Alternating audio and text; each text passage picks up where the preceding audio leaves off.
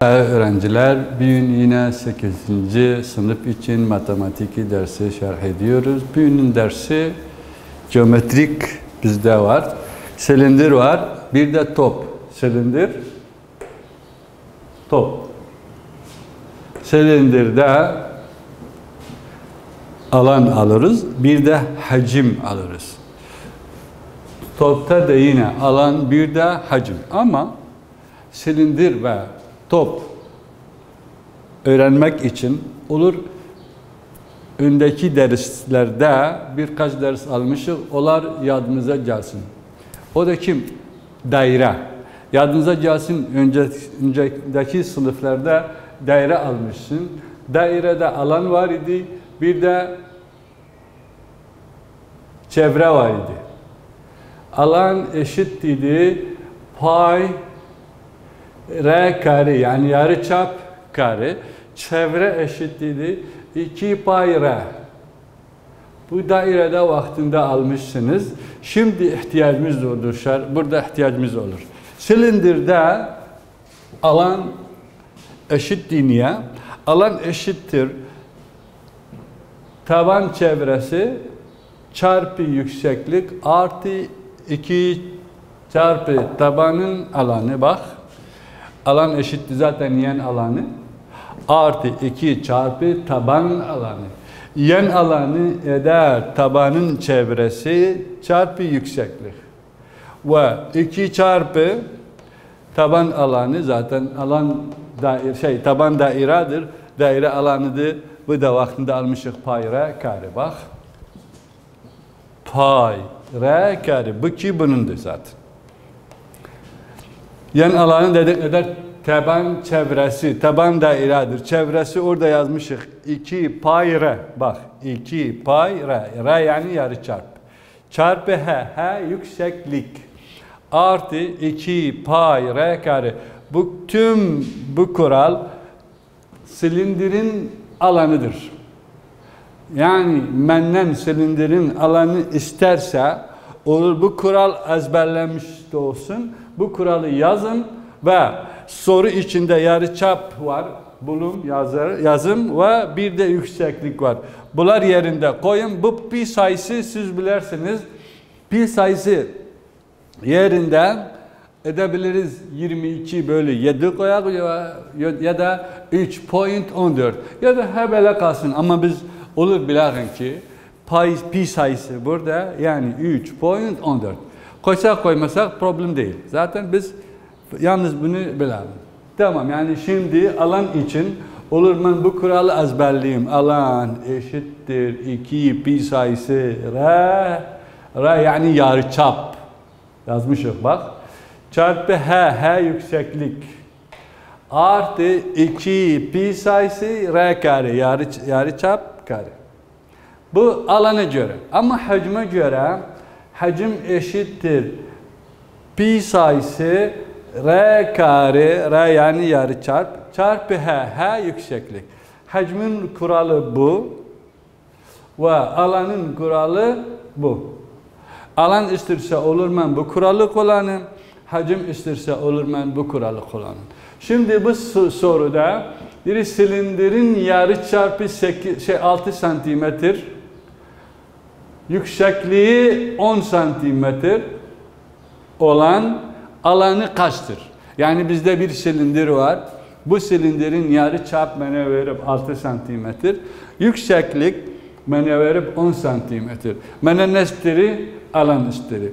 Çözümde olur ben bu kuralı ezberimde olsun, bu kuralı yazın. Kuralı yazarız. Alan eşittir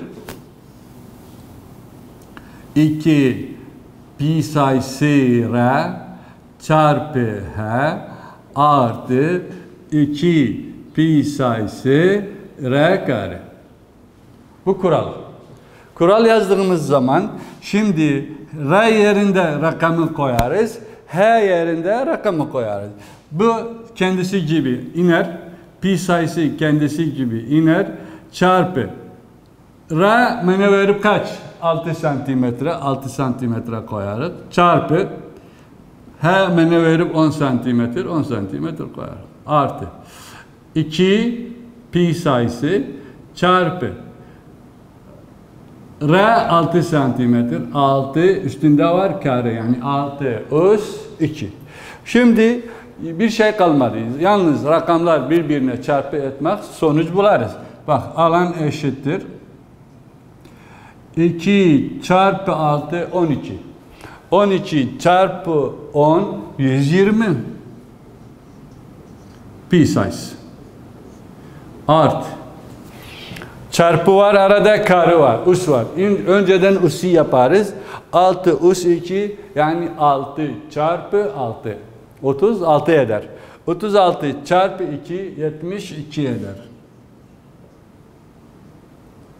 Pi sayısı. Şimdi bu rakam artı bu rakam. 2 artı 0 2. 7 artı 2 9. Bir de ener kendisi gibi pi sayısı. Yani alan çıktı bu kadar santimetre kare. Çünkü alan santimetre çarpı santimetre eder santimetre kare. Çünkü biz üstlerde almışız. Çarpımda üsler toplanır. Yani bu silindirin alanı kimenden istemiş idi, çıktı 192 pi sayısı santimetre kare. Alan bu şekilde bularız ama ihtiyacımız var kime? Kurala. Kural ezberlemek. Kuralı bilsem soruyu çözerim. Normal şeklinde. Şimdi başka bir soru çözeriz. Bunu sileceğim çünkü bunu anladık. Şimdi başka bir soru çözerim. Aynı silindirin yarı çarpı yerinde çarp yazıyoruz. Silindirin çarpı eşittir 8 santimetre. Ve yüksekliği, bunu da işaret.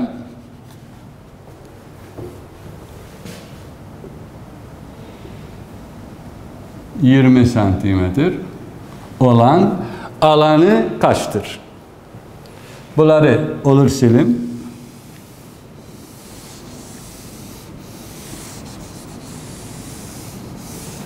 Şimdi benden alan istemiş. Alanı bulmak için olur bu kural yazım. Lakin burada problem var bizim. Soruda bana çarp verip, yarı çarp vermeyip. O zaman ne yaparım? Kuraldan önce yarı çarp bularım. Bak, çarp 8. Peki yarı çarp kaç?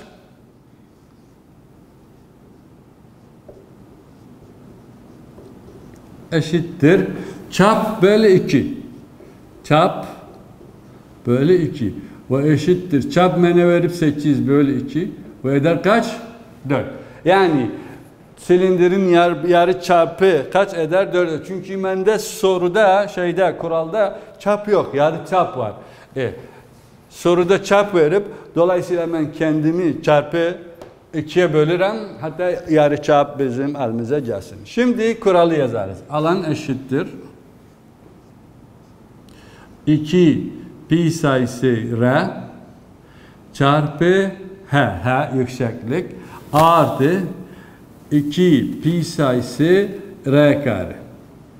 Tamam.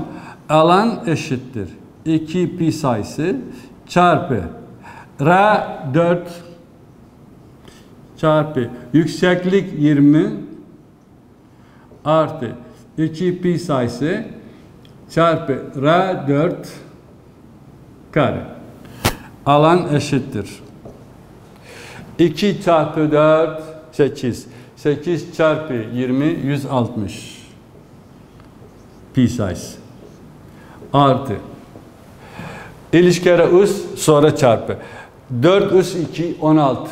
16 çarpı 2 32 pi sayısı. Şimdi birden bu birbiriyle toplarız. Alan eşittir 2 artı 0 2 3 artı 6 9 bir de ener pi sayısı. Yani 192 pi sayısı santimetre kare. Eğer benden isterse pi sayısının yerinde 3.14 koyayım. O zaman bu rakamı çarpı 3.14 koyarak bularız. İstermese de zaten bu şekilde soru çözülmüş. Bu şekilde Eğer benden alan isterse buyurun alan bu şekilde bularız. Kime ihtiyacım oldu? Alanın kuralına olur. Bu kural biz ezberleyer. Alanın kuralı ezberlemek lazım. Hatta soruyu çözeriz. Şimdi başka bir soru çözeriz. Bu Kur'an soruda benden hacim istersin. Yok alan. Bak şimdi burada alan deyip bunu sileriz. Alan ya da hacim isteriz. Hacim. Hacim. İster yarıçap ve bunları değişerim. Onda.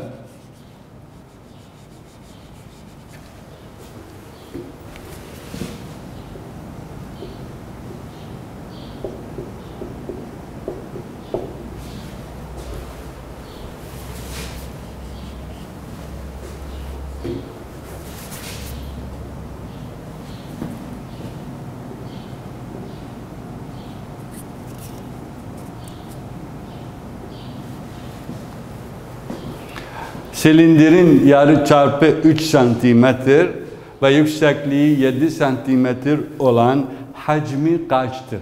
Bak burada alan istemeyip hacim isteyip. Hacim istediği zaman olur mu bu kuralı kullanın. Hacim eşittir pi sayısı çarpı r kare yani yarı çap kare çarpı yükseklik h yani yükseklik. O zaman bu sorunun çözümü için kuralı yazarım. Ben şimdi bunu sileceğim.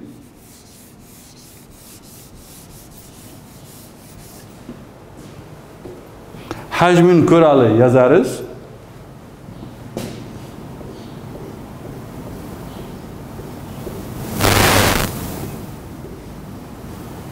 Zaten hacim aslında eşittir taban alanı çarpı yükseklik. Taban alanı, taban dairedir. Dairenin alanı işte budur. Pi r kare vaktinde almışık. Bu da pi r kare. Çarpı yükseklik yani her zamanda hacim bu şekilde çıkar. Taban alanı çarpı yükseklik. Birkaç şey hariç. Bir olardan huni inşallah 3.'de alarsınız. 9.'da. Bir olardan haram. Şimdi bu soru kuralı yazdığımız zaman şimdi hacim eşittir. Pi sayısı kendisi gibi yazarız. Çarpı. R yarıçap. Yarıçap kaç? 3. 3 kare. Çarpı. H yükseklik 7. O zaman hacim eşittir. 3 kare 9. 9 çarpı 7 63. Pay. Lakin burada santimetre küp. Hacim santimetre küpten olur. Çünkü burada santimetre kare, burada da bir santimetre. Santimetre kare çarpı santimetre. Biz demiştik çarpımda üsler toplanır. Burada 2 var, orada da bir var. Üs 3 olur. Santimetre üs 3.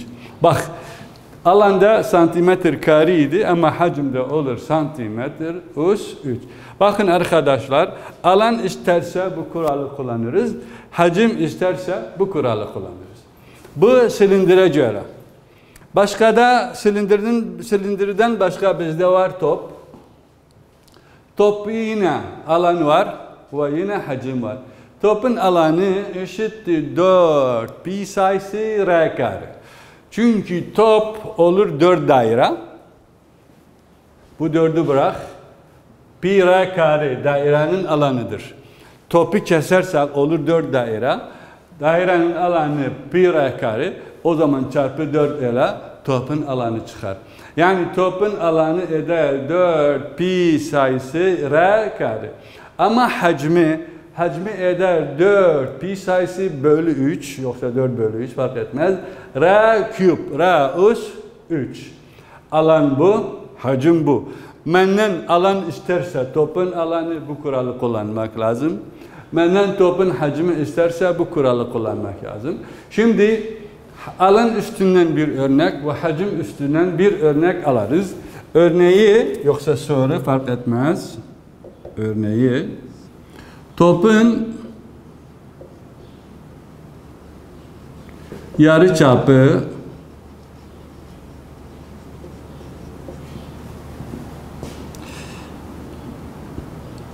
3 santimetre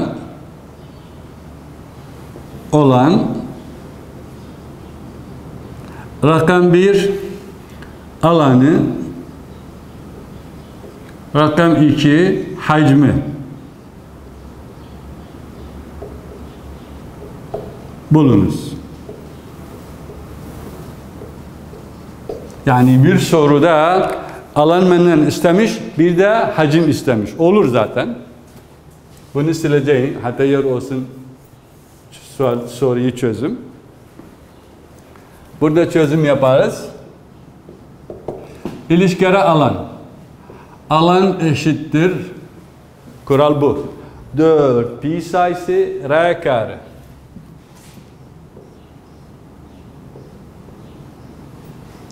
Alan eşittir 4 pi sayısı çarpı.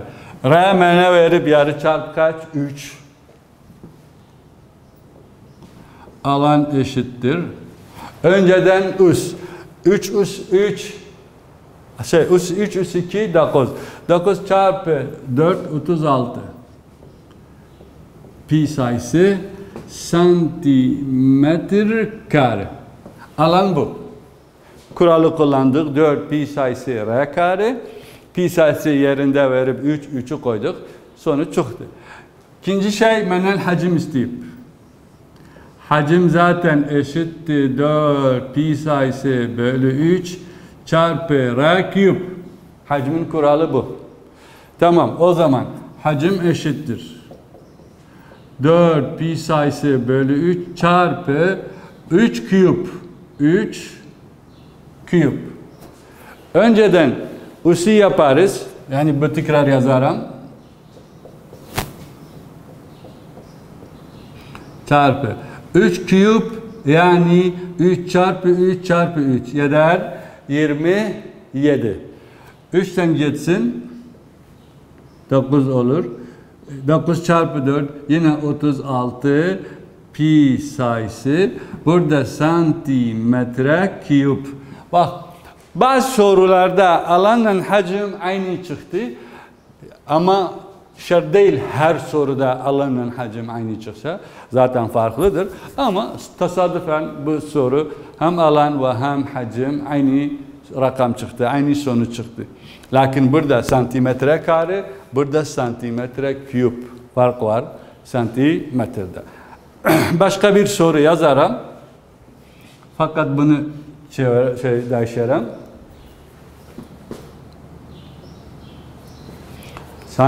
Şeyin yarı çapı 4 santimetre olsun.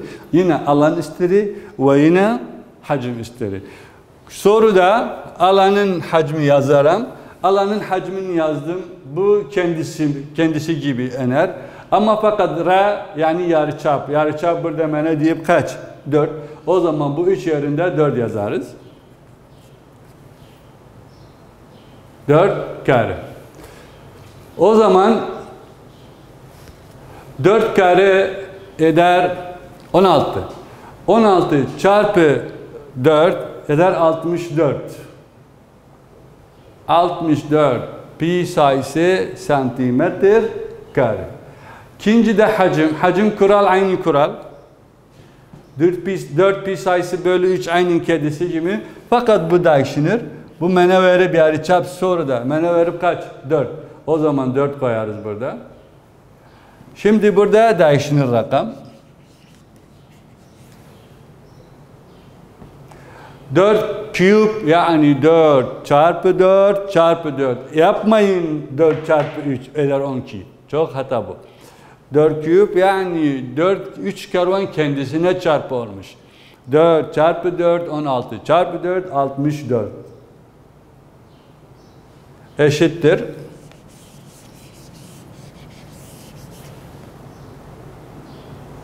Burada kısaltma yok. 4 çarpı 4 16. Bir elde. 4 çarpı 6 24. Birimizde var 25. Pi sayısı. Dipte var 3. Santimetre küp. O zaman bunu da böleriz ya da bölmeriz, problem değil.